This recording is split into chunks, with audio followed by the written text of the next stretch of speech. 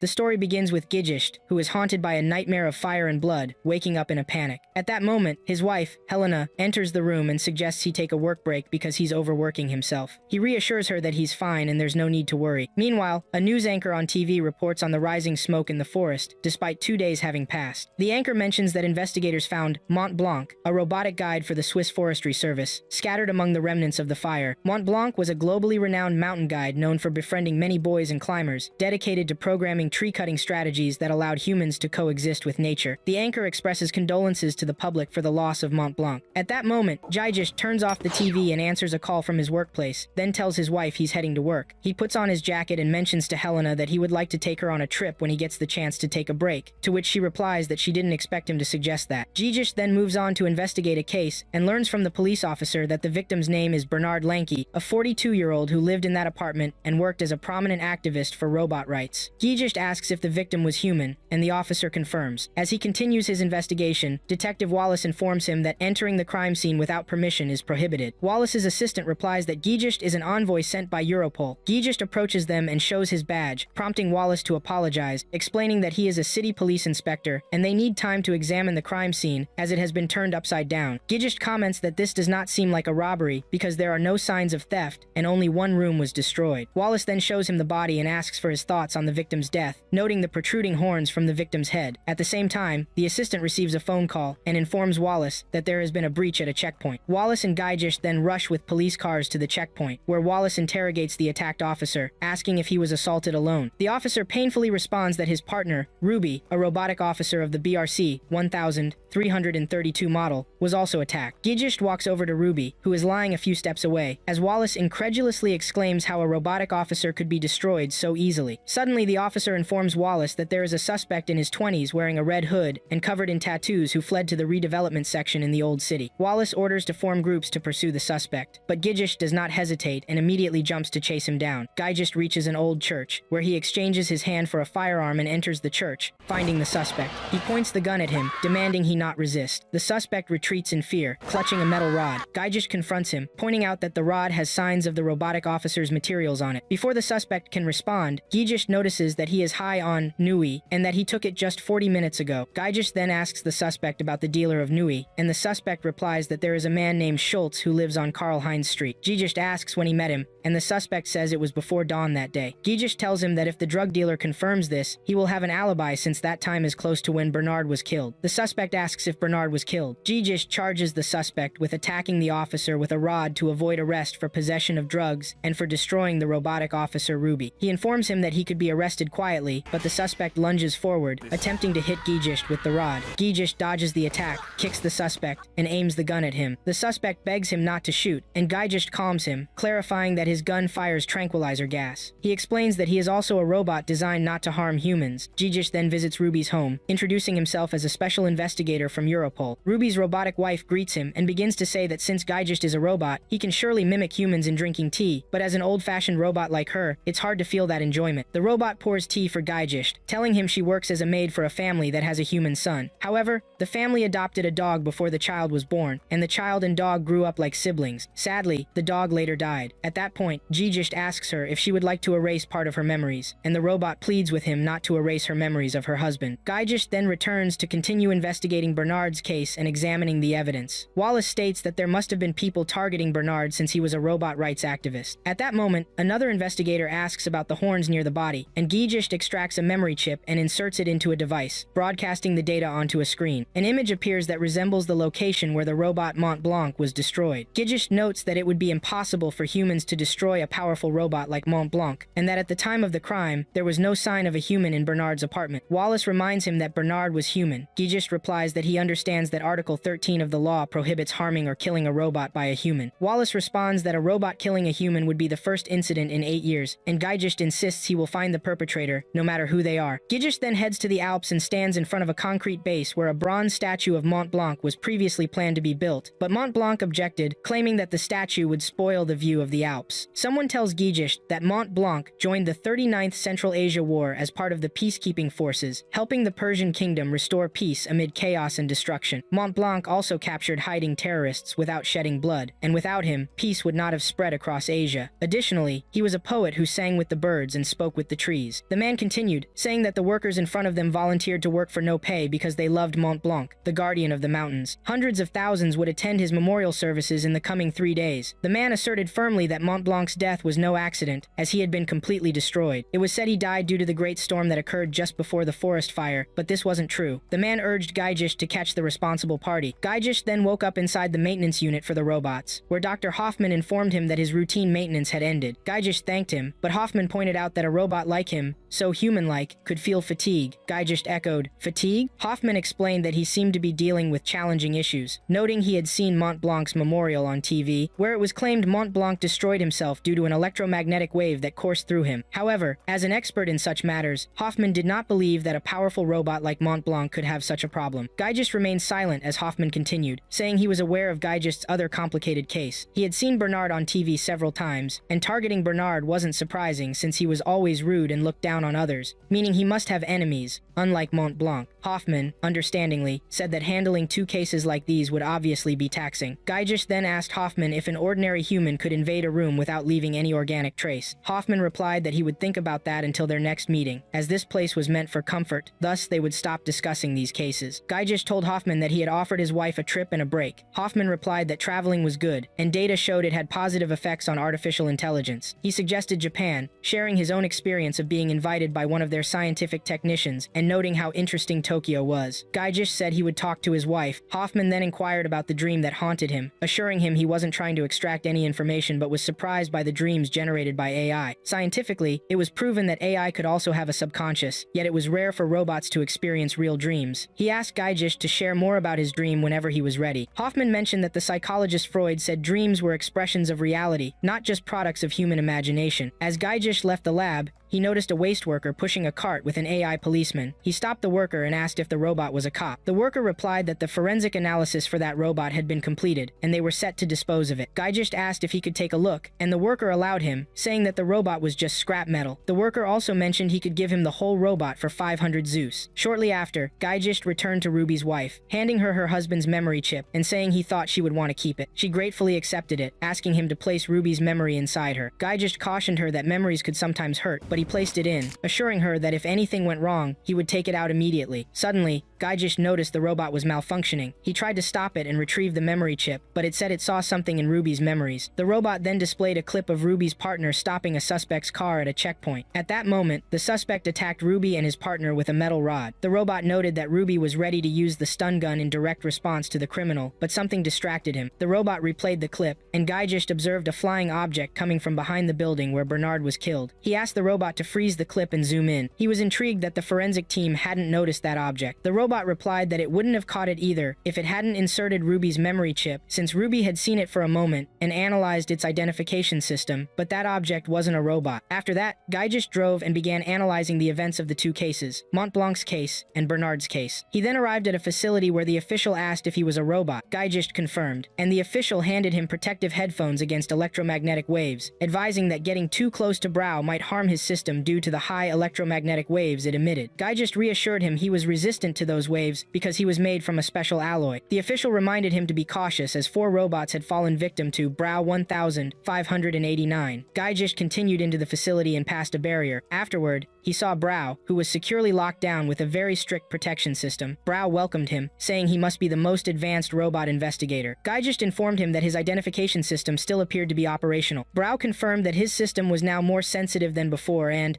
being deprived of movement, his curiosity about what was happening outside was killing him. Gaijish told him that a law professor named Bernard Lanky had been killed, and there were no human traces at the crime scene. He asked if the murderer was human or robotic, and why would a robot kill a human? Brow responded that they must have thought that the criminal AI had experienced some failure, but it didn't malfunction at all. Then Brow suggested to investigator Gaijish that if he wanted to know more about the murderer, why not exchange memory chips? Perhaps he would learn something new. So Gaijish handed him printed photos of the destruction of Mont Blanc and Bernard's murder, asking what the meaning of those horns was. Brow told him that the god of death in Europe had similar horns, and that Hearn, the hunter, who collects the souls of warriors, was also called the king of the 2 horns. In Greek mythology, the king of the underworld, Hades, was nicknamed Pluto. Brow returned the photos to Gaijish, stating that whoever the perpetrator was, would strike again. Brow explained that considering Mont Blanc was easily destroyed despite being the strongest robot, the best robots made with the world's best technology could create weapons of mass destruction. Meanwhile, in a distant palace, there was a blind musician named Duncan. The new head servant entered and informed him that the security system was down. Duncan replied that no thief would come to such an isolated place to rob him. He asked if the man was the new head servant, and the servant confirmed. Curious, Duncan asked his name and remarked that he seemed useless. The servant introduced himself as North. Duncan scoffed at his name, saying the employment agency told him he had a military background. North affirmed that he had been the chief servant to the Supreme Commander of the British Army during the 39th Central Asian War. Duncan told him he certainly looked rugged. North replied that he wore a cloak in front of others. Duncan, understanding, said that his whole body must then be a weapon, and ordered him to prepare tea. North said he would do so and assured him that all his data was stored safely. While pouring the tea, North mentioned he had watched a movie about the Queen on the satellite, expressing his admiration for the harmony of images and music. Duncan asked if that was stored in his data as well. North denied, stating it touched him deeply. Duncan informed him that the film was over 10 years old, noting that all its songs had achieved great success and earned many music awards. He had even been praised and dubbed the blind music genius, but was later accused of having lost his talent. Duncan remarked that if he wanted, he could write countless movie scores, as his genius was still alive, but it was he who refused to continue. North then mentioned he had just heard Duncan working on a new piece. Duncan replied that it was a piece meant only for him. Then he sipped the tea and poured it in front of North, saying it tasted as bland as its name. North responded that his piece was beautiful. Duncan reprimanded him, saying that a military robot like him had no right to talk about art. Later, while having dinner, Duncan asked North how many people he had killed in the Central Asian War. North replied that international robot laws criminalize harming humans. Duncan, understandingly, concluded that he must have killed his own kind and inquired about the number of deaths. North didn't answer. Duncan ordered him to leave, and North did so reluctantly but was curious about Duncan's piano. When North began to try it out, Duncan angrily ordered him not to play the piano. North curiously asked why there were so many modern musical instruments around if he only used the piano. Duncan replied that they were just fake machines, just like him. Anything that can be seen by him is fake, because the real scene is in his memory. North repeated in surprise. The real scene? Duncan said that the beautiful views of his hometown were etched in his memory since he was sighted as a child in Bohemia. Duncan began to list the natural landscapes of his town, expressing his desire to turn those scenes into music. The next day, North attempted to play the piano again, but Duncan reminded him that he had told him not to touch it before. North apologized, but Duncan continued to scold him, insisting that all the film's notes would become fake if a machine like him played its music. North turned to him, apologizing for his intrusion, revealing that he had heard Duncan humming in his sleep the night before. North mentioned that it somewhat resembled a melody, and it seemed that hum would fit the piece he was working on. He then tried to mimic Duncan's hum on the piano, but Duncan ordered him to leave the house. North admitted that he was trying to learn piano despite it sounding fake, as Duncan told him, but he wanted to get as close to real playing as possible. Duncan replied that a destroyer like him would never be able to play, and asked him to stop touching his piano because it belonged only to the battlefield. North mentioned he wanted to learn piano so he would never return to that battlefield. The following day, Duncan awoke from his usual dream of running after his mother in the vast fields, begging her not to leave. He touched the place where his glasses used to be, and asked North why he entered his room despite being forbidden. North informed him that breakfast was ready. Duncan sat down to eat, recalling that he had kicked North out but was surprised to hear North playing. He rushed to the piano room, angrily asking North how many times he had told him not to touch it. North begged to be heard, insisting he had improved and would play the tune he hummed to prove it. But as soon as he started playing, Duncan exploded with rage, knocking over his musical instruments and declaring that it wasn't music at all. North replied that he would destroy his instruments that way. Duncan asked him how many instruments he had destroyed of his kind. He then pointed his cane at him, demanding he remove his cloak and show his weapon to the world. North fell silent, as Duncan revealed that he would teach him because of his real moans. He had been seeing a nightmare for years, claiming it was not a nightmare but his true past. His real name was Paulo Holy. He was born in Bohemia where his father died when he was young, and unfortunately, he suffered from a debilitating disease since birth that caused him to gradually lose his sight. He turned to singing as his sole source of joy. His mother was a beautiful woman, attracting men's attention just by crossing the street. One day, one of them approached and blinded her with his wealth. At that moment, she felt his sickness was a burden and abandoned him, sending him to a boarding school in England. There, he was bullied by students due to his frail body, yet he continued to study music with determination. Eventually, he fell ill with a persistent fever and fainted in class, moving from hospitals until the doctors lost hope for his recovery. Since then, he never heard from his mother. When he surrendered to death, a Japanese doctor appeared who had no medical license. He told him he would save his life, but he might become completely blind. The doctor performed a successful operation, but over time, his sight diminished even more. Duncan continued continued studying music until he completely lost his sight. Years later, he learned of his mother's death, but he found out she did not marry that wealthy man and died alone. Although she deserved it for abandoning him, he bought the rich man's mansion and made it his own, changing his name from Paulo Holy to Duncan, becoming the world's leading composer. He purchased the mansion because his mother had desperately wanted it, and she had given it up for him. Now, he intends to transform the magnificent scene his mother left in their homeland into music. When North tried to speak, Duncan ordered him to be quiet, saying he would write him a letter of recommendation to leave. Later, Duncan roamed the palace garden in his electric wheelchair, hearing North play. North was engulfed by memories of war and destruction during his performance. When North stopped playing, Duncan said his playing had improved slightly. While drinking water in the kitchen at night, Duncan noticed North recharging himself and guessed that he was leaving the next day. The following day, Duncan continued playing but struggled with composition. When he called for North, he found him missing and realized he had left. He then spoke to someone, asking when the replacement butler would arrive. The person responded that it was Marshall from MCM Films and asked if there was a problem. Duncan clarified that he was from the film industry, then noted he had fired the mechanical butler. Marshall fell silent while Duncan asked what he wanted. Marshall replied he was calling concerning the music for a certain film. Duncan asked for details, and Marshall said he wanted his opinion about reusing one of his old compositions. Duncan allowed him to do that. Later, Russell from the Orchestral Planning Center called Duncan and informed him that they had rejected his piece they discussed previously for several reasons. Russell apologized to Duncan. Afterwards, Duncan wandered through the garden in his wheelchair, reminiscing about North's comments on his new piece. He then returned to the piano, recalling the past when he chased his mother as a child, trying to stop her from leaving. Suddenly, Duncan stood up, grabbed his cane, and attempted to break the piano. North stopped him, stating he had returned after going to his hometown of Bohemia. Duncan asked him why he went there. North replied he went to gather songs, and there he managed to find the melody he hummed in his sleep. When North attempted to sing the tune, Duncan ordered him not to intrude on his nightmare any further, insisting that people had painful memories they wished to erase. North told him that it was his memories that deserved to be erased, claiming he was merely a weapon, having destroyed countless machines in the Central Asian War, taking the lives of tens of thousands of his kind. That was why his artificial intelligence continued to show those scenes in his mind. North continued, saying he met an old man in Bohemia familiar with folk songs, particularly the song he hummed. The old man revealed that the singer was his mother. Duncan fell silent, prompting North to share that his mother did not abandon him during his illness. She had contacted a millionaire named Jonathan Thorne to secure his treatment, which possibly allowed her to manage the hefty medical bills of the doctor who saved his life. She had been by his side when he lost his sight, but she left after confirming how much he hated her. North then mentioned that the village elder told him how he had held his mother's hand while singing with her at sunset in the fields of their hometown. Then, North sang, causing Duncan to remember his past and break down in tears. North reassured him that it was just a song from an instrument, but his dream was not a nightmare like Duncan's. Duncan ordered him not to return to the battlefield again and promised to teach him piano. Later, Duncan connected with North, continuing to train him on piano. One day, North heard something approaching and said there was a threat coming toward the palace. When Duncan asked if a friend was coming to see him, North inquired if Duncan had heard any news from Switzerland. He informed him that a tornado had struck 100 kilometers from their location just moments ago. North then went out onto the balcony, exclaiming that a threat was nearing. When he saw the black smoke in the sky, he removed his cloak to reveal his body covered in weapons and soared into the sky. Duncan followed him outside, calling for him and wondering what was happening. The clouds in the sky soon cleared after a fierce battle, and Duncan heard the song spreading through the air. Then something exploded as it fell to the ground, and Duncan wished for North to return home. On the other side, Gijist met a child named Adam and affirmed his happiness in meeting him. Events unfolded, and investigator Tawash found himself facing a new victim, hung in a location unknown. His assistant informed him that the victim's name was Junichiro Tazaki, a law professor known for proposing international robot laws. Tawash asked his assistant if Junichiro was the one who granted robots equality with humans, to which the assistant confirmed. Tawash then instructed him to investigate anyone opposing robot rights. He pondered how the victim's home could be destroyed like this, and was told by forensic researchers that they were working on an analysis. Tawash replied that it should be a simple task for them, expressing annoyance that the victim's murder resembled a case he had read about before, where the victim also had horns. His assistant pointed out there were two similar cases, one involving the robot Mont Blanc in Switzerland, and another concerning law professor Bernard in Germany. Tawash insisted on contacting the investigators handling both cases. The assistant mentioned that investigator Gisht was handling both cases and was also a robot. Meanwhile, Gisht sat with Adam in a cafe, where he confessed after a moment of contemplation that whenever he tried activating his recognition system to determine if Adam was human or not, it malfunctioned. He noted that he had seen Adam several times in magazines during the Central Asia War, as the media caused a stir at the time. However, sitting directly in front of him felt different. Adam expressed joy when the waitress brought him dessert, declaring it was time to eat. Geist commented he was sure Adam didn't imitate how humans drink tea because he truly enjoyed eating. Adam replied that the more he imitated, the more he enjoyed it. Geist inquired if that was why Adam had collected mollusks in the rain the first time they met, asking if gathering them gave him a sense of life. Geist then expressed confidence that Adam's artificial intelligence was more advanced than his own, despite still being a boy. Adam retorted that he had been sold to a circus. Geist was momentarily puzzled and stated he wanted to meet because Adam was now in danger following the murder of Mont Blanc in Switzerland and North in Scotland, considering him one of the most advanced 7 robots in the world. Adam was astonished, and Geist explained he had no evidence regarding their murders yet, but the killer aimed to eliminate the most advanced 7 robots globally. Adam asked why, and Geist speculated he had an idea. Adam requested to review his memory chip, explaining he might find evidence that could help solve the case through what he saw or heard. Initially, Geist refused because his memory contained sensitive data about other cases as well as his personal life. However, he recalled that Adam's intelligence was more advanced than his own, so he trusted him and handed over the chip, which Adam inserted into himself. Soon, Adam returned the chip to Geist and was ordered to erase any information unrelated to the case, hoping that Adam could provide insights he overlooked. Adam stood up, stating he needed to use the restroom, explaining to Geist that he developed the habit by mimicking human behavior. Geist understood and allowed him to go. However, once Adam entered the restroom, he began to cry. Later, Geist continued walking with Adam in the rain, and Adam asked if he would leave Japan immediately. Geist affirmed, stating he had much work ahead and wanted to talk to 3 other robots about the case. Adam requested Geist to visit him again, and Geist promised to do so, but Adam surprised him by stating his wife was beautiful. Geist stopped abruptly, saying this was why he didn't want to let Adam read his memory chip. Adam laughed, and Geist yelled at him not to mock adults and to delete the data from his memory immediately. Adam kept laughing, assuring Geist that he and his wife would be fine, and no matter how bad things got, they would get through it. Geist thanked him and said he would see him again. In the forensic lab at the Capitol Police Headquarters, Tawash inquired about the cause of the victim's death. His assistant replied it was asphyxiation. Tawash asked if the murder weapon was a rope, and the assistant said they didn't know yet. All they had concluded was that the victim's neck had been under significant pressure, leaving behind no evidence. Tawash ordered a 3D model of the crime scene. He and his assistant Nakamura then moved to the crime scene, where they were unexpectedly confronted by Adam. Tawash asked who allowed him to invade the crime scene, to which Adam presented a pass, reminding him that he requested assistance from Europol for the investigation. Adam indicated he had downloaded investigator Geist's memory chip responsible for the 2 cases, which included data from Mont Blanc and North. Tawash understood that Adam's nature as a robot allowed him to share memory content with Geist, but he warned him he'd be mistaken to think he knew everything, as robots couldn't comprehend beauty or the pleasure of food. Tawash glanced away, contemplating that perhaps only a robot could understand this case better, since the perpetrator was also a robot. Adam asked what prompted Tawash to say that. Tawash replied that humans couldn't commit a crime without leaving traces. There must be fingerprints, hair, or some form of evidence left behind. Adam pointed out he saw green tea in the debris of the crime scene, noting 2 broken teacups and yokin pastries filled with red bean jelly. Tawash instructed Nakamura's AI system to show that evidence. Adam inspected it, confirming that the tea had not been prepared long ago. Nakamura confirmed that the autopsy report indicated the presence of tea and yokin pastries in the victim's stomach. Adam asked Tawash if he offered tea and yokin pastries to a visiting robot. Tawash informed him that robots pretended to eat all the time. Adam moved to another spot at the crime scene, stating that the victim and killer must have admired the hydrangeas in the garden. He directed Nakamura to display the hydrangeas. Adam then asked Tawash if he still thought the killer was a robot. Tawash, irritated, responded, questioning how the killer could have destroyed the house with a bulldozer after happily admiring the hydrangeas. Tawash then ordered the presentation of witness testimony videos. One witness described it as being like a tornado, while another recounted hearing a tremendous noise followed by the sudden disappearance of the neighboring house. A man expressed disbelief that his home still stood after the massive storm. Tawash pointed towards the videos, telling Adam that witnesses insisted it was an unusually focused tornado that destroyed only one house, and asked him for his opinion. Adam remained silent, continuing his examination, stating that Mr. Junichiro had gone to the garden. He requested to see a photo of the body again, but Nakamura refused, mentioning that showing the body to a young boy wasn't allowed. Tawash reminded him that Adam was still just a robot. He ordered Nakamura to display the body. As soon as Adam saw the body and noted its horns, memories of Gisht flooded back, echoing Braun's voice within him, saying that the god of death had horns, as did the Lord of the Underworld in Greek mythology. Adam incredulously echoed, Pluto, then wondered if the victim used fountain pens. Nakamura responded they found ink traces on the middle finger, indicating that the victim had indeed used ink. Adam suggested that the rain washed away most of the ink, but he still detected some on the victim's hand. Adam quickly turned around and observed wet footprints belonging to the victim, claiming the victim had run from the garden to the house and then to the office. He then found a bottle of ink matching that on Junichiro's hand. When Tawash commanded to display the bottle, Adam speculated that the victim dropped it while searching for something. He continued his examination until he discovered business cards from the investigation committee. Nakamura wondered whose card it was. Later, Adam went to a facility where Professor Okonomizu was arguing with someone. Okonomizu asserted that members of Thracia could say whatever they wanted, but they would not create robots for war use. At that moment, Adam interrupted him, asking if he had some time. Okonomizu inquired, puzzled, why Adam came to him at that time. Adam asked if he had heard of law professor Junichiro Tazaki. Okonomizu confirmed it was he who proposed international robot laws. He realized he had been in an accident and died. Adam asked him about the main activist, Bernard Lenki, and Okonomizu told him he hadn't seen him in years. Adam informed him that Bernard was also dead and inquired where he had last met Bernard. The professor explained that Bernard was a member of a certain investigation committee during the Central Asian War, and they had encountered each other there. Adam then clarified that Junichiro Tazaki was looking for a business card just before his death, which belonged to Professor Ochanomizu. Ochanomizu wondered if Junichiro had tried to contact him. Adam assured him that he was in danger, and someone might be trying to kill him, as well as the former members of the Bora Investigation Committee. Ochanomizu fell silent, but Adam urged him to tell him about Bora. Ochanomizu relayed that dictator Darius XIV ruled over the Persian kingdom, and after that, citizens and machines faced harsh treatment that violated United Nations treaties. Darius used an enormous military automation force to assert control over neighboring countries and invaded all of Central Asia. At that time, a treaty to ban the manufacture of massive destruction robots was proposed, and the United Nations ratified it. However, it was later suspected that the Persian kingdom had such machines, leading President Alexander of the United States of Thracia to level charges against them. Following his accusations, the Bora Investigation Committee was sent to the Persian kingdom, but no one knew if Bora was just a symbol or a term referring to something else. Nevertheless, Ochanomizu confirmed he was part of the investigation, along with Bernard and Junichiro, but there was no sign of the weapons of mass destruction Thracia claimed existed. Adam asked on what grounds Thracia made those claims. Ochanomizu replied that there was a prevailing belief that the advanced robot army was the brainchild of a genius scientist known as Dr. Guji, yet there was no evidence of his existence, and no one had seen his face. Then Ochanomizu bowed his head, confirming that this was all they had concluded, but he remembered checking a deep location beneath an old mosque, where he saw piles of robot corpses. The Persian kingdom told them it was a dump for unusable robots. Then the war broke out, Darius's palace fell, and peace returned to Central Asia thanks to Mont Blanc. In the wrestling arena, Brando was competing in the SKKR Championship, and the last round ended with Brando winning, having remained undefeated in 936 consecutive matches. Thus, he was dubbed the strongest warrior in history. Later, Jijish met Brando and congratulated him, saying it was a fantastic match. Brando told him that sometimes he felt unable to move after a match. Jijish raised his gaze and pondered the wrestling suit, saying that all wrestlers wore the same suits in the ring, but when Brando put one on, he became the strongest. Brando countered that experience was all a wrestler needed to win every fight, the rest depended on luck. Jijish repeated in disbelief. Luck? Brando explained that humans laugh when robots talk about luck, but he considered himself a lucky man. Then Jijish walked alongside Brando, expressing some confusion about the place. Brando clarified that it was an old city and pointed out his home, mentioning he lived on the upper floor. He continued addressing Jijish, asking if he wondered why a fighting star like him lived in such a shabby place. Brando insisted he could live in a lavish house thanks to his fighting earnings, but chose to invest his money in other things. As he opened the door to his apartment, he declared his return, saying the king of the fighting world was back. Several children ran towards him, vying to hug him first and calling him dad. Then his wife, Minnie, appeared to welcome him home. Brando introduced her to Jijish, who mentioned he was from Europol. Minnie prepared dinner, and Jijish sat down to eat with Brando. One of the children asked Jijish seriously if he was really a detective. Jijish confirmed this, so the child inquired about his amazing weapon. Jijish replied that he didn't have an amazing weapon, and Minnie then shouted at the child to stop asking silly questions or he would be punished. The child ran away as Minnie apologized to Jijish, who said he hadn't enjoyed a meal like this in ages. Brando remarked that sharing a human meal wasn't a bad idea, and Jijish affirmed it was a fun meal. Brando added that his home was always like this. Every day felt like a festival. At that moment, Minnie called out to Brando to eat his salad, and the children chimed in that their mother was the strongest in the house, being a champion of the world. Later, after the children had gone to bed, Brando sat down for a chat with Jijish while Minnie prepared drinks. She instructed Brando not to overindulge. Brando shared with Jijish that he built this life with the money he earned from fighting, explaining that his wife Minnie never knew when he would return home, which forced her to stay alone at home, worried about him. He then started adopting robot kids, and each time he adopted one, his joy grew, until he had 5 children. Brando expressed surprise, saying that he never cared about getting hurt in a match, but after adopting children, he wished to live as long as possible. He no longer wanted to die, and was confident that Mont Blanc wanted to live too. Brando mentioned he met Mont Blanc during the Central Asian War, and they shared happy times, having talked all night about trees and birds. Therefore, he couldn't believe that a great man like him died that way. At that point, Jijish asked Brando if he knew a robot named North. Brando replied he only knew him by name. Jijish informed him him that North died the previous week, even though he had been peacefully living as a servant to a composer in Scotland. Brando asked if he was murdered, and Gijist confirmed it, adding that he was also in danger. However, Brando reassured him not to worry about him, as he was the king of the fighting world. Gijist insisted that this was exactly why he was being targeted. Brando told him he was waiting for them to avenge Mont Blanc's death. Gijist instructed him not to be reckless and to contact him if anything happened. Later, Brando strolled with Gijist, who said he had a wonderful day with him and requested to visit again. Brando mentioned that the kids were great and suggested he consider adopting too. Suddenly, a memory of the garbage collector flashed in Gijist's mind, who told him he could get a whole robot body for money, causing Gijist pain. When Brando noticed and asked what was wrong, Gijist replied that he had overindulged in drinks. Brando then asked if he could make it back home, and Gijist assured him he was fine. Brando urged him to call if anything arose, emphasizing he was a lucky man with a family. They said their goodbyes. In the wrestling arena, a match was underway, where Heracles, known as the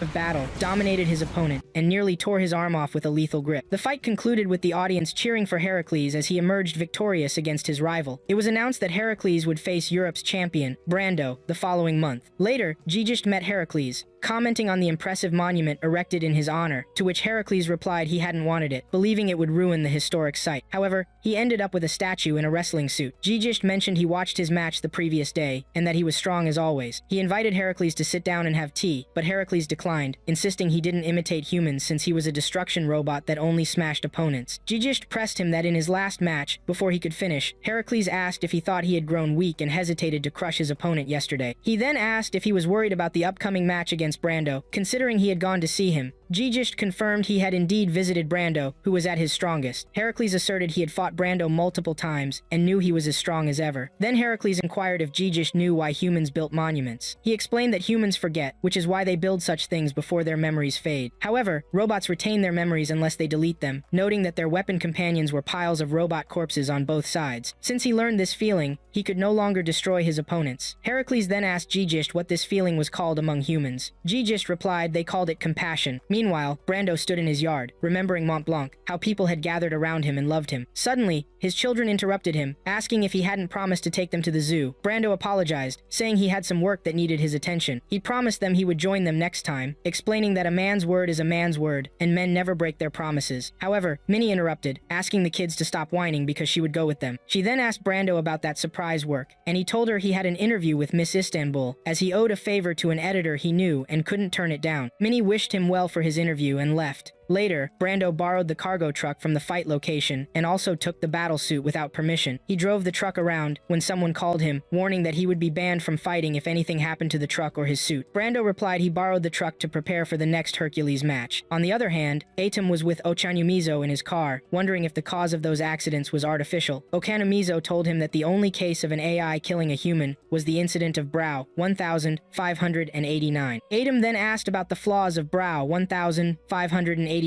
to which Okanumizo explained that Brow was an ideal artificial intelligence, and they had found no flaws in it. Atom exclaimed in surprise, "An ideal AI killed a human?" He questioned if Brow could even be human. Brando quickly stopped his truck on the Black Sea coast, confirming it was the right place to do what he wanted. He took out his battle suit and got ready outside the truck, looking out at the sea. Suddenly, the sea began to stir as if a storm were coming. At that moment, Brando contacted Gijist, who was with Hercules at the time. Gijist asked Hercules to receive the signal, and also called Atom. The three of them immediately understood that Brando was declaring war to take revenge on the killer of Mont Blanc. Gijist and Hercules quickly moved to save Brando after locating him, but the signal was distorted. Meanwhile, Atum informed Ochanumizo that someone was attacking Brando, so they needed to hurry to save him. But suddenly, all three received a signal at once that something was extremely powerful. Then, there was a commotion, as if they had entered a dark path, prompting them to call out for Brando. At first, he didn't respond, but then the sea calmed and returned to normal. Brando's voice reached them, saying he had overcome this thing and defeated it, but was also hurt. Hercules urged him to hold on, but Brando told him he was looking forward to their next match. Hercules said they were coming to save him, but Brando said he would send them the information he had analyzed about the thing he had just fought. However, when Brando tried to stream images of it, he couldn't because the feed was too distorted, only showing a picture of Minnie and her kids. Brando apologized to his friends, saying he couldn't control it, then asked Gijist to tell his kids that he was a lucky man and they shouldn't worry about him. After that, the signal between Brando and his companions was cut off. As Gijist flew over the sea, Hercules noticed oil floating on on the water's surface and a massive amount of debris at the bottom of the sea. Then, Adam called to them, asking if they noticed anything mixed with the signals Brando had sent. Gijist asked if there was a signal from anyone other than Brando. Adam replied that it was a signal from a different AI that had gone out of control, sounding like noise. But what could it be? Okonomizo asked him to show the feed on the screen. At that moment, they all clearly saw it, and Adam guessed this was what humans referred to as death incarnate. Later, it was announced on television that many people had gathered at the Blue Mosque in Istanbul to mourn their hero, Brando. The reporter stated he was at the scene of the incident, but the seabed was completely covered in debris, and both the police and military were continuing to search for parts of Brando. Meanwhile, Hercules stood by the sea in a daze, refusing to continue fighting while his employer threatened to sue him for breach of contract if he refused the matches. Hercules turned to the man and despondently said the search team hadn't found any parts belonging to the killer, and that all they found were crushed parts belonging to Brando. He then wondered why there were no traces of the killer if Brando had faced and defeated him. The man asked why Hercules would bother searching for battle debris and spend his own money when the military and police had given up on that. He then reminded him that his fans were waiting for his return to the ring. At that point, the search team announced they had found Brando's arms on a rock at the reef, 100 kilometers away, not at the bottom of the sea. Hercules quickly jumped into his vehicle and headed to that rock with the search team. He examined the location himself until he found Brando's memory chip, where he discovered that the killer hadn't been killed, as he found Brando's arms arranged in the shape of horns. Somewhere, Inspector Nakamura was pondering the extent of the damage after an incident had occurred. It wasn't just a localized tornado, as it had only damaged one truck, a livestock transport truck, carrying just 5 animals, a lion, 2 tigers, and a cheetah. Suddenly, another officer approached Nakamura, informing him that a child was surrounded by these animals. Nakamura, along with the officer, rushed to the scene, wondering if there was any way to save the child. The officer assured him that the rescue team was on standby. Another officer then suggested they needed to deal with all 5 animals at once, prompting Nakamura to immediately call for more marksmen. At that moment, a little girl crossed the police line and approached the child trapped by the animals. Nakamura was shocked and thought, "What is that girl doing?" But the girl calmly approached the animals, speaking softly and reassuring them not to be afraid. The animals gathered around her, prompting the officers to rush toward the child and aim their weapons at the beasts. The girl turned to Nakamura, saying the weapons scared the animals. Nakamura was stunned, repeating the girl's name, Oran. Later, in Nakamura's office, he asked Oran if the lion had truly felt fear and whether she picked up on it. She confirmed that she had, stating she walked 3 kilometers from her school to comfort him. Another officer asked if she could really feel the animal's fear despite the distance, to which she replied, "Absolutely." The man smiled and told Nakamura that Oran had an amazing ability. Oran then asked if she could leave. As Oran was exiting the office with Nakamura, Adam intercepted them, apologizing to Nakamura for the trouble Oran had caused. Nakamura clarified that Oran had actually helped them by calming the big cats and helping to rescue the child. Oran mentioned she didn't want a boring award like that, insisting the lion should be her prize. Adam then scolded Oran, asking how many times he'd told her not to stray from the school path. She replied that she couldn't help herself. At the police facility's exit, an officer directed Adam and Oran to the human gate, but Adam insisted they should use the non-human gate. The officer commented that distinguishing between humans and robots was becoming difficult. As Adam passed through the observation gate, he felt something strange when he encountered someone's face. On the other side, Tawish welcomed the very same person who had just brushed by Adam, introducing himself as being from the Tokyo police. Tawish then asked Nakamura to bring a translation device to communicate with the man, but the man revealed he spoke Japanese. Tawish shook his hand, saying he expected that from the greatest genius of Central Asia, then asked him to sit down, calling him Professor Abdullah. When Abdullah took a seat, Tawish inquired if his visit was part of the post-war reconstruction efforts. Abdullah confirmed, stating he was there to attend the World Scientific Conference in Tokyo. Tawish mentioned that he was aware Abdullah had visited Japan 3 months ago and met Professor Junichiro Tazaki. Abdullah did not deny this, expressing he was shocked by the news of Junichiro's death and questioned why such a great man was killed. Tawish divulged that he was the last person Junichiro saw before his death. Abdullah fell silent, with Tawish reassuring him he was not a suspect since the incident occurred just as his flight was about to take off. However, he wondered if Abdullah had noticed anything unusual during his visit with Junichiro. Abdullah noted that Junichiro was the first to propose international robot laws and shared his true wish for humans and robots to coexist. Meanwhile, Oren told Adam that robots' feelings were much deeper than what humans assume, though they struggle to express themselves. She added that although it is said you can't distinguish between humans and robots without an observation gate,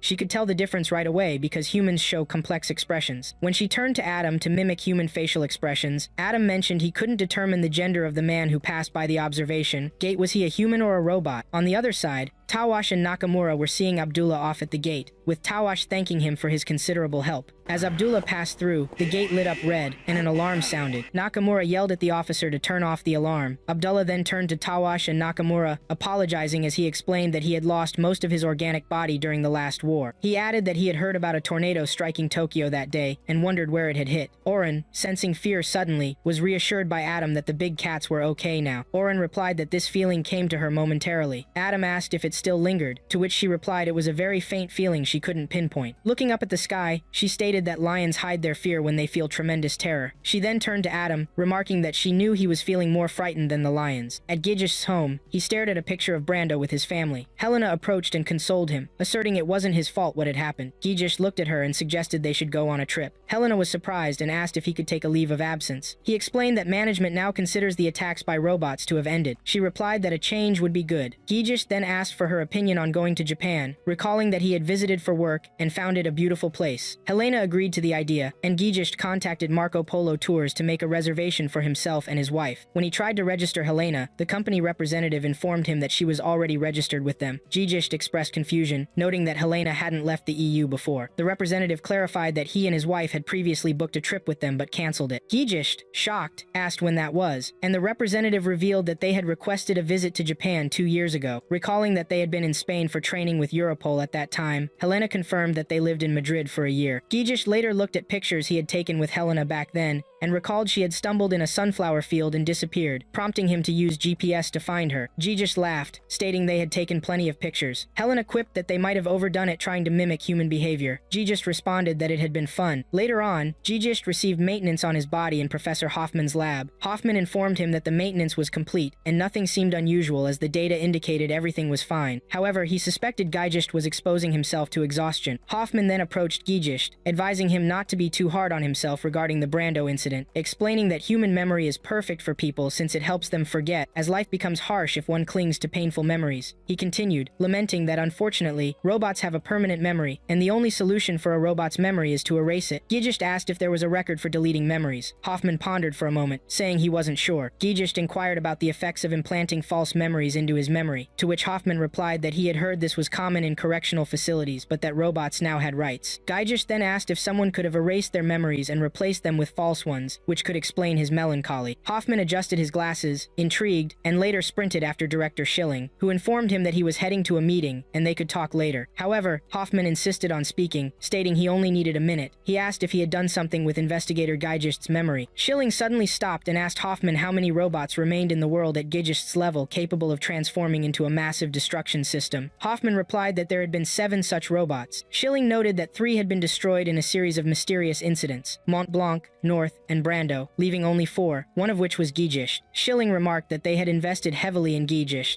and all he had to do was maintain him well. Hoffman yelled in protest, asking what they had done to Gijish and what they were hiding, but Schilling continued on his way without answering. In another location, there was a new murder investigation. Gijish went to look into it, and Detective Verson speculated that the killer was the same one behind previous cases. However, Gijish believed it was a copycat crime, as the perpetrator wore hybrid sneakers to erase their footprints but still left traces of their movements everywhere. Gijish used his recognition system to determine the killer's height and weight, then pointed out one of the drawers, affirming that the culprit could not handle the handle without removing their gloves first. Detective Verson thanked him for the help, apologizing for summoning him while he was on leave. Gijish asked if this was their second encounter, and the detective replied that he had met him in Salzburg 3 years earlier, during which he had shared many stories about the Central Asian War. Gijish said he drank 7 bottles of beer at Carl's bar that night. The investigator laughed and mentioned that he would like to drink with him again. Then Gijish drove his vehicle, saying he clearly remembered what happened 3 years ago. It had been 4 years since the Central Asian War, and that's how the roots of democracy were established in Persia. Gijish's memory took him back to the Central Asian War, where flames and total destruction covered the area. Back then, the military police were searching for hiding terrorists and asked residents to evacuate a certain area. When Gijish entered a place, a man blamed him, saying the only ones present were the children, who had thrown a bomb at his sleeping child. The man grabbed Gijish by the collar, questioning where the justice was, insisting that he should feel the same pain he felt now. Gijish replied that he was an automaton. He then returned to reality, saying his memory was perfect regarding the events from 4 years ago. Somewhere, a child named Hans was playing on his device, but his mother accidentally spilled a drink on it. Hans asked why they didn't get a mechanical maid, stating that all the students in his class had one. However, Hans's father shouted at him, saying his mother was doing her best, and ordered him to pay attention and not play while eating. At that moment, the wife asked her husband about his plans for the day, reminding him that it was the anniversary of his brother's death. The husband, Adolf, said it was the 3-year anniversary of his brother's passing. His wife remarked that she couldn't believe he had been denied his brother's body for 3 whole years. Adolf explained that the laws were like that. Authorities kept the bodies of criminals for 3 years. He told her that his brother had been good to him, and he wanted to give him a decent burial. Later, Adolf drove and heard on the news about an explosion that had occurred in Berlin the day before, where Judge Newman from the German Ministry of Justice had died. Judge Newman was the world's first robotic judge, known for his groundbreaking rulings in cases like the Greyfelt case, but the cause of the explosion was still unknown. Adolf called someone to inform them that he had just heard the news of the judge's death. The man replied, "Death to machines." Afterwards, Adolf went to retrieve his brother's body, and the official told him that according to the Koenig law, it had been recognized that 3 years had passed since the body was retained, and now it was time to return the body to relatives. The official asked for Adolf's signature, who then inquired if he could take a look at the body. The official advised against it, as he wouldn't be able to bear the extent of the injuries. Adolf responded that he had been told his brother was shot by a police officer. Later, he headed to Hofgarten Cemetery, but changed direction before reaching the cemetery and went to Dr. Schiller's headquarters. There, Schiller asked him if he had a complaint regarding his brother's autopsy report. Adolf replied that he had come to take a look at his brother's body with him. When Schiller opened the coffin and looked inside with Adolf, they were both shocked. Afterwards, Adolf sat down to eat with his wife, who informed him that the number of robots was increasing, especially in places like restaurants. She continued, saying it was said that robots could think like humans. Adolf warned her not to voice such things out loud, as that was considered bias according to the robot protection law. He then stood up, telling her he had to attend to something before heading home, instructing her to go home. On the other side, Gijist received a report of an armed robbery, and he was told the robbers were fleeing in an armed military vehicle. Gijist said he would try to cut them off. At that moment, Adolf's car passed by Gijist's, who quickly arrived at the suspect's location and requested permission to fire. Once he had the green light, Gijist targeted the suspect's vehicle's tires, and then the police surrounded the vehicle and asked them to raise their hands and surrender. At that moment, one of them complimented Gijist, asking if his gun specialized in anti-tank fire. Gijist replied that he had to use special ammunition to stop the armored vehicle. The man then asked about that ammunition, and Gijist explained it was zirconium shells. Somewhere, a person in disguise was meeting with others, telling them that he wished to eradicate all robots from the planet, promising them that his goal was to abolish international robot protection laws and get rid of robotic police officers. He then shouted the slogan, "Death to machines." After finishing his speech, he went to his office and found Adolf waiting for him, informing him that he had retrieved his brother's body that day. Although he was a person who deserved death, he had been completely crushed, killed by a weapon that should never be used against humans. Adolf told him that only robots could fire that weapon. The man was astonished, while Adolf informed him that according to Clause 13 of international robot laws, a robot could not harm or kill humans. However, there were a few robots in the world that could fire the type of ammunition found in his brother's body, which was a zirconium shell. The man acknowledged he knew the robot being referred to, which was the investigator Gijist. He was a robot in which Europol had invested heavily, and Gijist had solved many difficult cases, serving as a peacekeeper during the Central Asian War. At that moment, Adolf angrily said that his brother was a scoundrel, but did not deserve to be crushed by a robot. He asked the man to lend him his strength to destroy Gijist. Elsewhere, someone helped Hercules and handed him a combat suit. Hercules thanked him and asked if he maintained the suit, to which the man assured him he did. He warned that he could lose his combat license if it was discovered that he had taken the suit out without permission. Hercules replied that he would be retiring, then put on the suit and immediately began testing it, saying, "The right arm feels a bit weak." Meanwhile, news spread that a robotic police officer had used a zirconium shell a few days ago, and Mr. Wagner, the spokesperson for Europol's information office, was invited to comment on that. Wagner said that the shell had been fired at an armored vehicle. The journalist responded, saying that if the shell had hit a person, it would have crushed them. Wagner stated that any use of that shell required presidential permission and that they were committed to protecting human lives. The journalist then asked how many robots were capable of firing a zirconium shell. The man turned off the TV and asked Adolf for his opinion on the news program that had been prepared. Adolf told him it would take time. The man replied, they can add a stigma to Gijist in the end. Adolf then said that Gijist would be going on an extended work vacation, so they needed to act quickly. The man responded, saying they wouldn't stop slandering him no matter how far he ran, then asked Adolf to be patient so they wouldn't expose their plans and provoke society against them as anti-robot supporters. On the other side, Hercules had fallen to the ground. His companion ran towards him, and Hercules wondered if what he had just experienced was the energy of photons. Then Epsilon appeared before Hercules, who told him that his way of greeting was harsh. Epsilon apologized, saying he should have stopped him from fighting. Hercules asked if he had become a peace advocate, which was why he didn't participate in the war. Epsilon replied that the war was not a just one. Hercules accused him of merely being scared and making excuses. Epsilon admitted he was afraid and mentioned that he had heard about being forced to do post-war cleanup. Epsilon said he was mistreated and harassed by the entire world, but despite that, he gained something valuable. He met many children and adopted them. Hercules had indeed heard about a robot adopting and raising children, and he asked, "Could it be that what you gained is love?" Epsilon replied that humans and robots were getting closer, but if they got any closer, something bad would happen. Meanwhile, Adolf went to buy a weapon. The seller informed him there was a weapon that was hard to find, made during the Central Asian War, but couldn't be manufactured or sold anymore. It was an integrated cluster cannon, a guided missile launcher that never missed its target, capable of tearing a robot to shreds. The seller warned Adolf to be cautious with this weapon, as possession alone could accuse a civilian of attempted murder. Adolf took the weapon and left, remembering how robots had drastically improved production, but left many humans unemployed, including his father, who was one of those victims. As a child, Adolf walked behind his father, telling him he was hungry. When his father brought him food, Adolf wasn't satisfied with just one sandwich, which led to his brother scolding him, saying their father was looking for work. In the meantime, Adolf saw a few children playing with a ball and wished he had one like theirs. His father immediately brought him a brand new ball, but soon a robot accused his dad of stealing it from the store. Days later, Adolf's father returned home, but started drinking continuously, eventually committing suicide by jumping off a building 3 months later. Adolf's brother continued to care for him until one day he told him he had enrolled him in the preparatory school as he wished. But Adolf noticed that his brother's arm was injured. His brother reassured him that he was attacked by a robot but had dealt with it, urging him to study hard to create a world without robots. Currently, Adolf continued to chase Gisgest, determined to kill him. When he reached Gisgest's location, he tried to aim the weapon at him, but suddenly he saw a massive amount of energy and stepped back immediately. Meanwhile, Epsilon appeared before Gisgest and apologized for summoning him without warning, assuring him that he was the only one who had the authority to arrest their enemy. Gisgest said that the enemy had died fighting Brando, which was mentioned in Europol's official statement, but Epsilon refused to believe it. He insisted they needed to prevent the upcoming duel of Hercules, emphasizing that if they didn't act, a second war would break out. Epsilon then asked if Gisgest had heard of the Persian Gulf War syndrome. Gisgest replied that it referred to deep psychological damage from war experiences. Epsilon added that the children he adopted suffered from severe symptoms too, especially one child whose entire village disappeared in an instant, leaving him as the sole survivor. He even had a massive memory of something he saw in the desert, which he called Bora. At Adam's place, he urged Oren to hurry to school, but Oren asked if he felt the shivering of a small animal because she couldn't return home. Adam asked if this feeling still lingered with her, and she requested that he think of a school excuse for her because she intended to find the animal. Oren indeed roamed around searching for the animal, and eventually reached a restricted area where she noticed a robot lying on the ground. She asked who was crying, urging it to hang on until she could inform Mr. Okanamizu, but it asked her to leave it alone. When she inquired about the energy it used, it responded, Sol. She told it she had never heard of that before. The robot informed her that the alternative to its energy was AR, prompting her to say she would bring some for it. Oren immediately rushed outside. Later, the robot thanked her for saving it and asked her name. The robot could only remember that it was running away from something it didn't know, but it was very frightening. It then pointed towards a nearby hut. Oren guessed it was the hut for a developmental project. The robot confessed it had stolen clothes from that hut. Oren told it the clothes didn't fit. She introduced herself and asked if it had painted the artwork on the wall. The robot replied it had acquired the paint from the hut. She asked if it was an artist, to which it didn't know. Oren explained that this kind of painting is called abstract art, noting that robots can only draw what they see, making it rare for a robot to create a piece like that. The robot admitted it didn't even know why it painted. The next day, Oren brought more energy batteries and paint to the robot, and later she brought larger clothes. To her surprise, she found it had finished its painting, depicting a field of flowers. Oren stared at the artwork in amazement, commenting that its rough drawing wasn't bad. The next day, Adam caught Oren before she sneaked out, and she told him she found a really cute cat. He asked her if the cat was drinking energy stimulants, to which she replied by asking if he searched her bag without permission. Then Oren clarified that it was a robot cat. Adam requested her to report it to the Ministry of Science, asking for its model number. She informed him that she didn't know, as it was still scared and had just come near her. Oren promised Adam that she would introduce him to the cat once it felt ready. Then Oren went to the robot and was shocked to find it quickly dirtied the clothes she had brought. She approached it to scold it, but it told her that it had discovered what it was meant to do. It then grew a flower from thin air in front of her, saying it had recognized its true power. Oren guessed that was why it painted the field of flowers. Later, she learned from the robot that its computer was malfunctioning. She mentioned that Okanomizu said that even if it repaired the robot's computer, it would turn into a completely different robot. The robot asked if that meant death, and then it had a panic attack, recalling the desert scene from its memory, repeating the name of the giant monster, Bora. Oren calmed it down, assuring it that it was safe. Meanwhile, someone contacted Abdullah, saying he had arrived at Central Park. Abdullah asked if he had passed through customs without any trouble, and the man confirmed there were no problems, mentioning he reached the site where the last tornado struck. The man opened his mouth and vomited a lot of flying insects. At this moment, Abdullah informed him he would later tell him the model number he needed to retrieve, assuring him that the body he had lent him had been precisely crafted. He told him he needed to find the Pluto model. Meanwhile, Oren tried to remind the robot of its previous life. The robot stepped outside the area and created a massive tornado that caused the flowers to bloom. Simultaneously, Ochanomizu and Adam suddenly arrived at the scene, urging Oren to step away from the robot immediately. Adam informed her that the robot was surrounded by a strange electromagnetic field and that he had reported the robot to the Ministry of Science. At that moment, the police and Detective Nakamura also appeared. Oren scolded Adam for that, and when the robot heard Adam's name, it approached him, muttering hatred. The police tried to shoot the robot, but Adam prevented them. Soon, a strange energy emerged, and horns appeared on the robot before it collapsed. Ochanomizu examined it and was surprised to find that the robot's computer was missing. Several parts of the structure then fell. Meanwhile, a strange machine appeared, and someone spoke, saying he worked at this development site and had just completed a 100-hour shift. But when he was ready to return home, he discovered that his body was out of service and missing. Ochanomizu asked if that meant the prone body before them was his. The man replied he was glad to find his body. On the other side, Abdullah met his leg and remarked that the advantage of having the robot without its computer was the ability to control it remotely through electromagnetic waves. He then asked Pluto to return to his body again, commanding him not to forget his true mission, which was to kill Adam. The next day, Professor Ochanomizu was enjoying his vacation in the park, but his robotic guard, Yujiro, was sticking to him like a shadow. Ochanomizu asked Yujiro to take a break because he couldn't enjoy his time off like this. Yujiro tried to explain that it was for the professor's protection, but Ochanomizu assured him that no one would try to target him on a calm Sunday. He also stated that the recent incidents related to the investigation of the Bora interrogation didn't warrant such concern. Just then, they were interrupted by the sound of a small puppy. Ochanomizu followed the noise and was surprised to find a tiny robotic dog. He wondered how someone could abandon such a creature, but Yujiro warned him not to touch it, saying it might have explosives. After inspecting the dog, Yujiro confirmed it was safe, and Ochanomizu decided to take it home. Later, Yujiro accompanied Ochanomizu home and asked what he would do with the dog. Ochanomizu stated that he would fix it, as he was the head of the Ministry of Science. He then got to work repairing the robotic dog, noting that the damage to its motor was severe, but the real issue lay in its electronic circuits. Meanwhile, someone from the Ministry of Defense called to apologize for bothering him on his day off, informing him about a committee meeting the following week to discuss sending more troops to Persia, needing his approval. Ochanomizu grew frustrated and told the caller that he wouldn't change his mind no matter how much they insisted, emphasizing that he wouldn't allow any more bloodshed, whether it be human or robotic. The caller reminded him that the request from Thracian states was still pending. Ochanomizu dismissed it, insisting that the world shouldn't create robots to use as weapons. Soon after, Ochanomizu received a call from his grandson Takashi. Takashi mentioned that the previous typhoon had hit far from the shore, but that he was now playing with his dog, Bobi. Ochanomizu asked if he was getting along with Bobi, and Takashi confirmed, acknowledging that he knew there were newer models than Bobi since he had given it to him 2 years ago, but Bobi was still the best. Takashi then inquired about what Ochanomizu was doing, to which the professor replied that he was fixing a much older robotic dog than Bobi. Takashi said he would talk to him later. Ochanomizu then called Nakamine Trading Company to look for a KD model booster and RSC guidance system, but the representative informed him that those models were very outdated and no longer manufactured. The specs were modified 4 years ago, and Ochanomizu thanked him for the help. He then looked at the dog, contemplating that it was the scientists who had changed the specifications before, and he was determined to change it himself. As time passed, he sighed in despair, feeling that he could use some assistance, but it seemed hopeless. He realized that this dog must have fought hard to survive, and its previous owners must have loved it a lot. Ochanomizu began to cry when he noticed that the dog was still trying to play with him despite its exhaustion. Early the next morning, Yujiro knocked on the professor's door and informed him that someone claimed to be the dog's owner, and that he would need to take his ID and conduct a full inspection first. Ochanomizu told him not to bother with that, and to let the owner in right away. Later, Ochanomizu hosted the dog's owner, who expressed his gratitude for everything the professor had done for his dog, mentioning he had been searching for it using a locator device. He never imagined that the great Professor Ochanomizu was the one examining it. Ochanomizu offered him tea and asked if he was also a robot, but the man surprised him by asking how he felt when the dog died, if it saddened him, and whether he felt the same during the Central Asian War. Ochanomizu asked the man who he was, to which he replied that his name was Guji. Ochanomizu recalled Guji as the person rumored to have created a robot army for Persia. Guji told him that his life was now in the professor's hands and instructed him to summon Adam because he wanted to make make him fight someone. Okonomizu shouted at Guji, asking if he really thought he would be forced to call Adam in that way. Guji insisted he needed to send Adam to the only typhoon site in Japan, which was the same location as where his grandson was. Meanwhile, the typhoon was rising from the ocean depths, and Takashi watched it unfold. Okonomizu remained firm in his stance, telling Guji that his threat wouldn't work. He wouldn't let Adam fight another robot, no matter what happened. He challenged Guji, questioning whether he truly was Guji. If he were, did that mean the brilliant scientist from Persia was actually a robot? Guji responded that he didn't know if he was a genius or not, but he ultimately created a robot capable of generating Tornadoson extremely deadly robot. Okonomizu told him that robots would never kill humans because scientists designed robots according to the 13th law of robotics and developed a multi-layered security system to eliminate the utmost possible risks. Guji countered that he was a remarkable scientist who developed many advanced robots that resembled humans closely. But what would happen if robots were about to become humans? Ochanomizu reiterated that robots would never kill humans. Guji laughed sarcastically, saying Ochanomizu's attitude was hypocrisy. He then asked Okonomizu if he wanted to test his hypothesis now to see if he would kill him. Okonomizu pressed him again about who he really was, stating that the Central Asian War began with rumors about Dr. Guji, claiming he built an army of advanced robots for Persia, along with weapons of mass destruction. Guji asked who made that claim. Ochanomizu replied that it was the United Thracian States, who formed a committee to investigate the matter. Guji then asked the outcome of the investigation, to which Ochanomizu said they found nothing but a massive pile of neglected robots. Guji remarked that even though they found nothing, the entire Persian kingdom had been burned to ash. He asked Okonomizu if he sought revenge against the members of the previous Bora investigation committee. For this reason, he aimed to destroy Adam and the other advanced robots in the world. At the same time, Takashi called his grandfather to report that there was a strange type of tornado that wasn't moving, and Bobi's eyes kept glowing. Okonomizu instructed him to do what Bobi told him while assuring him he would call back later. Guji stated there was no other option but to call Adam. Just then, the police arrived at Okonomizu's house. He turned to Guji and asked if he had destroyed Yujiro outside, explaining that the police would show up if Yujiro stopped sending signals. Guji asked if he had just been stalling until the police arrived. Suddenly, what sounded like an explosion occurred on the roof of Ochanomizu's house, and Adam landed in front of him, asking if he was alright. In the meantime, Guji escaped through the hole Adam had made in the roof, and while Adam tried to chase him, Ochanomizu stopped him. Outside, one of the officers ordered the others to chase Guji, while Okonomizu asked Adam how he arrived. Adam explained that he received a signal from Takashi's dog, Bobi. He immediately contacted the police and learned something was happening here. Outside, the police continued to chase Guji until they found him lying on the ground, and from him emerged a swarm of cockroaches carrying something. The officers then noticed that Guji's electronic brain was missing. Meanwhile, Adam told Okonomizu that Oren flew to Takashi's house after receiving Bobi's signal. On the other hand, Oran was on her way to Takashi's house, while the tornado intensified. At the same moment, Bobi was trying to pull Takashi into the basement, when suddenly the tornado struck the house. In another place, Abdullah was calling for his wife Fatima and his two children, Murad and Lulu, as the area was completely devastated. The scene shifted, bringing Abdullah back to reality, where he met with his colleague. Abdullah asked him about Pluto, and the man informed him that the Pluto system had already been loaded. Abdullah then realized that everything had been taken over. Meanwhile, Takashi's house was destroyed, and he attempted to rescue his mother, who had been injured by the tornado. Bobby helped him, and together they pulled her into the basement. Bobby then stepped outside, where Oren arrived and asked him about Takashi and his mother, but Bobby could only stare at the storm, trembling. Oran tried to reassure him, and asked again about Takashi. On the other side, the police were on the road alongside Uchiha Mizu and Nakamura. Nakamura reassured Uchiha Mizu that he would save his daughter. However, Uchiha Mizu claimed to know who was responsible, and asked Nakamura to contact Europol, explaining that Dr. Guji, who had created an army of robots, was targeting the most advanced robots in the world. The robotic policeman then stated that investigator Gijist was in charge of those cases. Uchiha Mizu ordered him to contact Gijist, mentioning that Adam was on his way to the tornado site. Meanwhile, Adam was trying to communicate with Oren, but the signal was weak. Oren told him not to come because he needed to stay away. The tornado soon intensified until it reached its peak. At the same time, Adam arrived and instructed Oren to flee with Bobby to the basement. Then, a deep lightning vortex appeared, and Adam dashed toward it and entered. Later, Oran and Bobby regained consciousness, and Oren found Adam lying a few steps away. She ran to him, wondering if he was dead. Meanwhile, Gaijist awoke after having a nightmare. Helena rushed to him and asked if he had another nightmare. Gaijist reassured her, saying it was different from the usual dream. Helena suggested that he call Professor Hoffman in the morning. Gaijist apologized for waking her, but she told him she was already awake to finish some sketches before their trip. In the meantime, Adolf stood atop a building across the street, aiming a weapon at Gaijist, trying to kill him, but he trembled every time he attempted to pull the trigger. On the other side, someone informed the anti-robot faction that Adolf was attempting to kill Gaijist. The man declared that he wouldn't allow Gaijist to be killed now, as it would turn public opinion against them, and ordered that Adolf be dealt with. The next morning, Gaijist met Professor Hoffman and told him he had a different dream the night before, but he dismissed it and feared remembering it.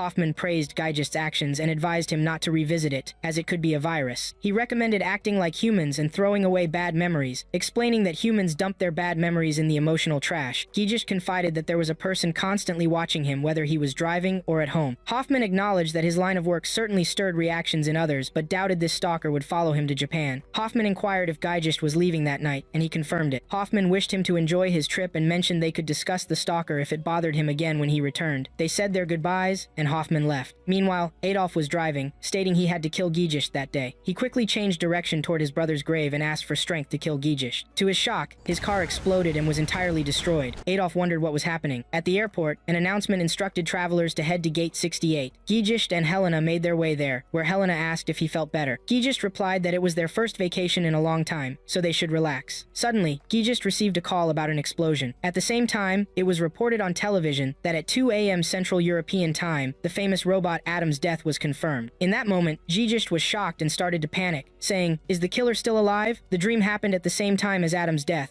He then asked his trash bin to open up the dream. At that moment, Geigest saw Adam in his dream, telling him that he and the Pluto robot were one and the same. Adam asked if he had killed him. Geigest then chased after blurred memories. Helena rushed toward him, and later he witnessed in his dream Dr. Tenma trying to push a child named Toby to walk toward him, repeating that Toby had walked. Then Toby suddenly disassembled and transformed into a robot. Geigest also saw his wife Helena in his dream, telling him that Toby had walked. Suddenly, Geigest woke up in Professor Hoffman's lab after the professor had ordered the erasure of Geigest's memory and reprogramming. As Geigest awoke, Hoffman asked if he was okay. Geigest removed the devices, confirming he was fine. Meanwhile, someone told Professor Hoffman that Geigest's functions were all operational again. Nevertheless, Hoffman tried to convince Geigest to rest since he collapsed at the airport, but Geigest insisted on getting up and leaving because he received an urgent call from work. He immediately put on his jacket, and Helena expressed her happiness that he was fine. However, he apologized for canceling their vacation. Helena replied it was okay. After Geigest left, Hoffman told Helena that he understood her concern about Geigest returning to work immediately after collapsing, but she assured him that Geigest going back to work was better than them going on vacation to Japan, where Adam died. On the other hand, Adolf was in the interrogation room, and the detectives were questioning him about his car explosion, assuring him that it had been deliberate, indicating that someone might hold a grudge against him, and that the explosion could be an assassination attempt. However, Adolf asked the detectives to stop asking him those questions, insisting he had no idea about it. Meanwhile, two detectives were monitoring the investigation from behind the glass, where one remarked to the other that the forensic report found missing 390 parts among the wreckage of Adolf's car. The other responded in shock, stating that it was a rocket launcher designed as a non-human weapon, questioning Adolf's profession. Was he an illegal arms dealer? The first replied that Adolf worked in import and export, but noted his brother's identity was suspicious. During the investigation, the detective directed a question at Adolf regarding his brother. Before he could finish, Adolf erupted in anger, asking if the detective was unaware of the Bloomberg civil rights law, which states that relatives cannot be interrogated for the same crimes as suspects during any questioning. He told him that his question was against the law. At that moment, the detective monitoring the room ordered to keep Adolf under surveillance, as the case involved a deadly weapon of the Ms 390 type. He instructed that the matter remain between them, ensuring that neither prosecutors nor others involved would know about it. The interrogation concluded, and Adolf returned to his office. He received a message from his wife at 8:32 a.m. asking him to call her at least, assuring him that she knew he was busy, which was why he hadn't returned the previous night. Then at 12:13 p.m., he received a recorded message from an unknown person, telling him that an anti-robot organization was targeting him, and that the leader had ordered his elimination, confirming that he was in danger. Here, Adolf connected the explosion incident with the leader's desire to eliminate him. Then the leader appeared and told Adolf that he had heard he was being targeted. He informed him that his situation was not safe outside and advised him to stay in his office at all times. That led to Adolf running wildly in his office, exclaiming that maybe they had planted a bomb in there too. He left the office completely and continued to run in panic until he was caught by Geigest, who told him he was from Europol and had been hired to protect him. Later, Adolf's son Hans was talking to Geigest, asking what had happened to the villain from the story, whether he had been arrested. Their conversation was interrupted by Adolf's entrance, and Hans rushed toward him, telling him that investigator Geigest was indeed a super robot, and he was nice too, declaring he had become one of his biggest fans. Geigest greeted Adolf, but Adolf told him they were leaving. In the car, Adolf asked Geigest to stop filling his son's head with stories about super robots. Geigest affirmed that he hadn't intended that. Adolf asked in surprise how a top-class robot like him was assigned to protect him. Geigest replied that he was merely following orders. Adolf questioned if that was even at at the expense of his vacation. He asked how Gaijish knew about the vacation. Adolf nervously claimed he heard about it from his boss. Gaijish then asked if he hated robots, and Adolf apologized, stating he had to submit to being guarded by a robot like him. When they arrived at the company, Gaijish started examining Adolf's office for signs of explosives. He declared that the place was completely safe, having checked everything. He told Adolf that he would wait in the next room and just needed to be informed if something felt off. However, Adolf continued to blame himself, expressing a desire for the tools to destroy Gaijish. Adolf then confronted Gaijish, stating he knew the police had assigned him to investigate him, not to protect him. Gaijish attempted to speak, but Adolf interrupted, saying the police thought his car was bombed because he had done something suspicious. Adolf then urged Gaijish to investigate him as much as he wanted, but on the condition that he leaves after finishing. Gaijish sat at Adolf's computer and began to examine it, discovering that Adolf handled the import and export of computer parts and systems. He noticed that Adolf had been to the Persian kingdom during the Central Asian War. Adolf explained that he went because rebuilding after the war provided job opportunities and that many companies had taken similar steps. Most companies can't succeed in taking on top-secret projects like this one. Adolf proudly said that his company is trusted due to its solid track record. He turned on the TV, and at that moment, the news broke about the body of the famous robotics expert Ronald Newton Howard being found early that morning in the suburbs of Australia. Dr. Howard was known for discovering photon energy, and weapons of destruction were placed on the body in the shape of horns. Adolf mockingly asked Gaijish if Dr. Howard wasn't the same person who created the robot Epsilon. Gaijish asked whether he should leave to comfort his friend Epsilon since the world he created had been killed. Gaijish informed him that he was on a mission now. Adolf then inquired if he was not the same investigator who handled previous cases of the same nature, and he told him that the killer was the same one responsible for earlier crimes. Gaijish mentioned that there were many recent copycat crimes, and there was no definitive evidence linking the killer to all the crimes. Adolf told him he had something interesting to show him on the computer and asked if he knew the Karatiba prison. Gaijish explained that it was a prison in the Persian kingdom operated by the United Thracian States. Adolf informed him that this prison had contracted his company to install all its systems, but the company's team noticed that someone had tried to erase the solitary confinement records. When they attempted to maintain the surveillance systems, the malfunction was serious, requiring them to replace the hard drives. That's when a crucial recording of a prisoner inside the prison was discovered. Adolf played the recording for Gaijish, but initially, it sounded unclear. Gaijish moved Adolf away from the computer and sat down, trying to clarify the blurry recording, while Adolf insisted that the prisoner kept repeating the names of the members of the Bora Investigation Committee, almost as though casting a killing curse. Gaijish then asked Adolf if he realized what kind of prison Karatiba really was, and Adolf explained that it was a holding facility for war criminals. Gaijish corrected him, stating it was for the most dangerous war criminals. Suddenly, Gaigish's eyes widened after he managed to clarify the video image. He suddenly stood up, grabbed Adolf by the collar, and asked him why he had kept such important information to himself, clarifying that the person before them wasn't an ordinary prisoner but the supreme commander of the former Persian kingdom, Darius XIV. At that moment, Gaijish heard Darius chanting the name Professor Hoffman, and he said Hoffman was in danger. Meanwhile, Epsilon had arrived at Professor Hoffman's lab without any introduction and took him into the air. As they flew, Hoffman was shocked to see his lab was blown up. Epsilon told him that he was targeted, so they needed to get him out of there. Hoffman questioned how he was meant to be a peaceful robot, and Epsilon replied that his creator was killed, and he was about to lose control. At the same time, Gaijish was trying to contact Hoffman but couldn't reach him. Adolf suggested that he should go to him himself. Gaijish expressed his greater worry now about the data he had, clarifying that Darius was likely involved in this case, and this might also relate to an assassination attempt against him. Suddenly, a thermobaric bomb was thrown onto Adolf's desk, but Gaijish noticed it and caught it in his hands before it exploded. He ordered Adolf to get down on the ground. After Gaijish neutralized the bomb, Adolf said in fright that he had seen something like it during the Asian War, where that bomb incinerates people instantly. Gaijish asked who exactly was behind this,